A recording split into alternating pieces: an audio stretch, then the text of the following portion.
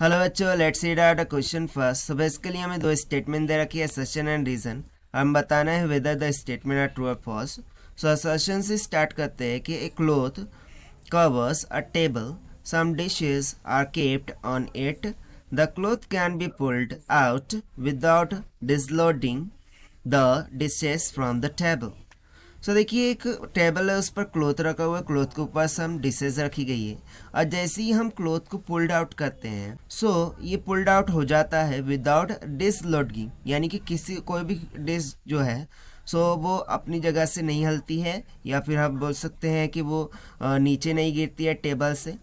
ऐसा क्यों होता है, और उसके लिए रीज़न बता रहा है कि for every action there is an equal and opposite reaction, कि किसी भी एक्शन के लिए इक्वल एंड अपोजिट डायरेक्शन में क्या लग जाती है, रिएक्शन लग जाती है। तो चलिए देख लेते हैं हम इसको सॉल्यूशन से।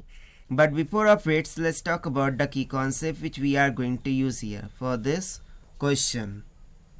यहाँ पर सबसे पहला कॉन्सेप्ट हम बात करेंगे Newton's third law of motion का। Okay, Newton's third law. According to Newton's third law क्या होता है कि यदि कोई बॉडी हो, लेट सपोज कि ये मैंने ब्लॉक मान लिया, उसे किसी सरफेस पर रख दिया गया है जिसका मास m के बराबर है। जैसे ही हम रखेंगे इसके मास के कारण से डाउनवर्ड डायरेक्शन में जो ग्रेविटेशनल एक्सेलरेशन लग रहा होगा, उसके कारण से डाउनवर्ड डायरेक्शन में क्या लग जाएगा, फोर्स mg, जिसे हम बोल देते हैं एक्शन फोर्स। इस एक्शन फोर्स के बैलेंस करने के लिए ये जो सरफेस है वो अपवर्ड डायरेक्शन में एक नॉर्मल रिएक्शन लगा देता है, जिसे हम बोल देते हैं n के बराबर, जिसे हम बोल देते हैं reaction force. According to Newton's third law of motion, ये जो नॉर्मल रिएक्शन होता है n, ये बैलेंस कर रहा होता है mg को। ठीक है ना, क्योंकि देखिए यदि मैं यहाँ पर Newton second law of motion लगाऊँ, देखिए हम क्या बोल सकते हैं कि n minus of mg this will be equals to the mass into acceleration. But जैसा कि ब्लॉक रेस्ट पर है तो एक्सेलरेशन क्या हो गया, zero. This term is going to be equals to zero.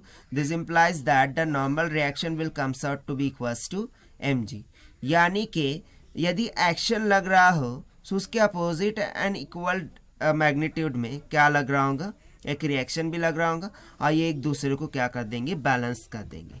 यही कहता है हमें न्यूटन्स का थर्ड लॉ। उसके बाद यदि मैं बात करूं यहाँ पर सेकंड कॉन्सेप्ट की, सेकंड कॉन्सेप्ट हम यहाँ पर यूज करेंगे लॉ ऑफ इनर्शिया का। Law of inertia.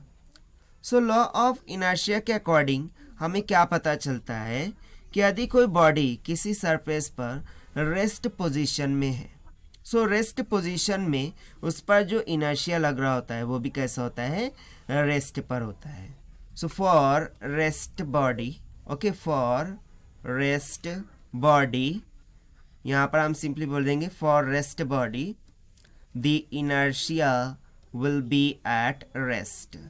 The inertia will be at rest. Inertia भी किस पर होगा, रेस्ट पर होगा।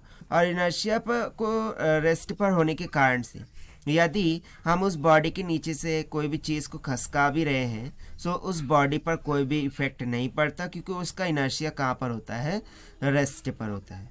बस इन्हीं दो कॉन्सेप्ट से हम यहाँ पर स्टेटमेंट को देख लेते हैं।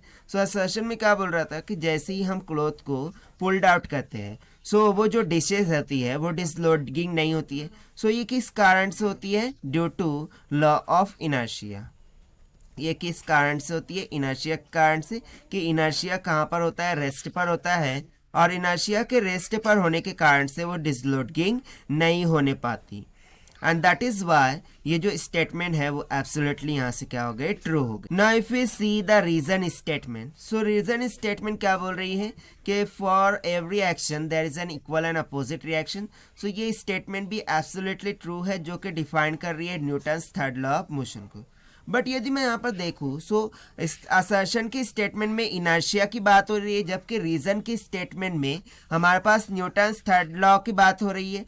क्या न्यूटन्स थर्ड लॉ इनर्शिया को एक्सप्लेन कर रहा है, नहीं। एंड दैट इज वाई यहाँ से जो ऑप्शन बी है, that is both assertion and reason are true, but reason is the not correct explanation of A will be the correct answer for this question. So this is the required solution which we have solved by using the concept of Newton's third law and law of inertia. So this is the required solution. I hope you understood well. Best of luck. Thank you.